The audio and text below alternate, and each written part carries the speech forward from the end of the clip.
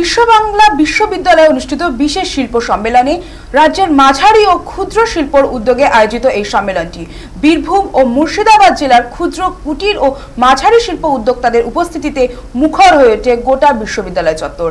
যারা নিজেদের উদ্যোগে কুটির শিল্পে নতুন দিশা দেখিয়েছেন তাদের হাতে তুলে দেওয়া হয় আর্থিক সহায়তা ও প্রয়োজনীয় সার্টিফিকেট। পাশাপাশি শিল্প বিকাশে প্রয়োজনীয় পরিকাঠামো গড়ে তুলতে জমি বরাদ্দের কথাও জানানো হয়। অনুষ্ঠানে উপস্থিত ছিলেন রাজ্যের মাঝারি ও ক্ষুদ্র শিল্পমন্ত্রী চন্দ্রনাথ সিংহ, SRDA চেয়ারম্যান অনুব্রত মণ্ডল সহ একাধিক সরকারি আধিকারিকরা। এই মঞ্চ থেকেই মন্ত্রী চন্দ্রনাথ সিংহ ঘোষণা করেন বিশ্ব বাংলা বিশ্ববিদ্যালয়ের গীতবিতান টাউনশিপ এলাকায় গড়ে তোলা হবে নতুন সোনাঝুরি হাট। এই নতুন হাটকে ঘিরে স্থানীয় শিল্পী, কারুশিল্পী ও ক্ষুদ্র উদ্যোক্তাদের জন্য খুলতে চলেছে নতুন সম্ভাবনার দুয়ার, যা স্থানীয় অর্থনীতিকে আরো সমৃদ্ধ করবে বলে আশাবাদী রাজ্য সরকার।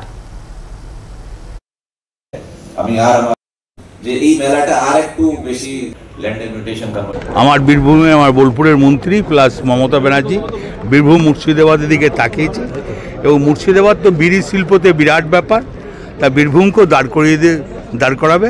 আমি মন্ত্রী যেভাবে কাজ করছে খুব ভালো কাজ। সুগার মিলটা অনেকদিন পড়েছিল, এখন এটা আবার উদ্ধার হচ্ছে। বীরভূম জেলা এবং মুর্শিদাবাদ জেলা, এই দু জেলায় যারা শিল্প উদ্যোগীরা এসেছিলেন এবং তারা কিভাবে কাজ করছে বা তাদের পাশে সরকার কিভাবে দাঁড়াচ্ছে সেটা আমরা এই সভাতে তুলে ধরলাম। এবং দুই জেলাতেই আমরা সামনের দিনে অনেক কাজ করব এবং তার সঙ্গে সঙ্গে যেটা দীর্ঘদিনের দাবি ছিল জেলার, যে আমোদপুরের সুগার মিল যেটা দীর্ঘদিন ধরে পড়েছিল সেটাকে আমাদের দপ্তরে হাতে এসছে এবং ডিপিআরও তৈরি হয়ে গেছে। খুব শিগগিরই টেন্ডার আমাদের শুরু হবে, টেন্ডার করে কাজ শুরু হবে। তার সঙ্গে সঙ্গে আমাদের বিশ্ব ক্ষুদ্র বাজার, এটাও অনেকদিন ধরে পড়ে আছে, মানুষের দাবি ছিল সেখানে যারা নিজেরা জিনিসপত্র তৈরি করে তাদেরই আমরা এখানে বসতে দেবো। আমরা অলরেডি এটা ঘোষণা করে দিয়েছি, অলরেডি অনেকেই দরখাস্ত করেছে, সেখানে এখন ঝাড়াই বাছাই চলছে যে কারা নিজেরা জিনিসপত্র তৈরি করে।